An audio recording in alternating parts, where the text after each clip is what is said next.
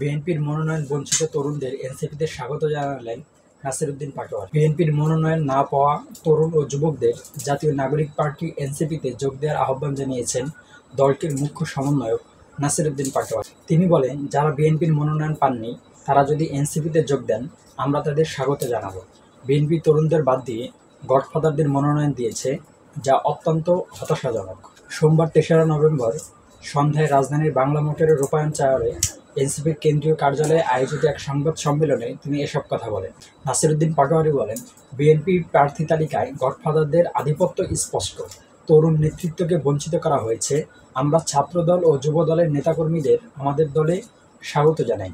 তারা যদি এনসিপিতে যোগ দেয় আমরা তাদের নিয়েই প্রার্থী ঘোষণা করব। তিনি আরও বলেন, বর্তমানে আসনের লোভ দেখিয়ে ছোট দলগুলোকে প্রলুব্ধ করার চেষ্টা চলছে, যা গণতন্ত্রের সৌন্দর্যকে নষ্ট করছে। বহুদলীয় গণতন্ত্রকে ধ্বংস করার জন্য একটি শক্তি সক্রিয় হয়ে উঠেছে। বিএনপির প্রার্থী তালিকা প্রসঙ্গে তিনি আরও বলেন, বিএনপি আজ তাদের প্রার্থী তালিকা প্রকাশ করেছে। তারেক রহমান দেশে আসছেন, আমরা তাকে স্বাগত জানাই। আপসহীন নেত্রী বেগম খালেদা জিয়াকেও অভিনন্দন জানাই। তিনি ৩টি আসনে প্রার্থী হয়েছেন। আমরা জুলাই আন্দোলনের চেতনাকে অক্ষুণ্ণ রেখে সংস্কার অব্যাহত রাখব। এনসিপির মুখ্য সমন্বয়ক বলেন, দলীয় মতামতের ভিত্তিতে নয়, বরং সবার অভিন্ন মতামতের ভিত্তিতেই গণভোট হওয়া উচিত।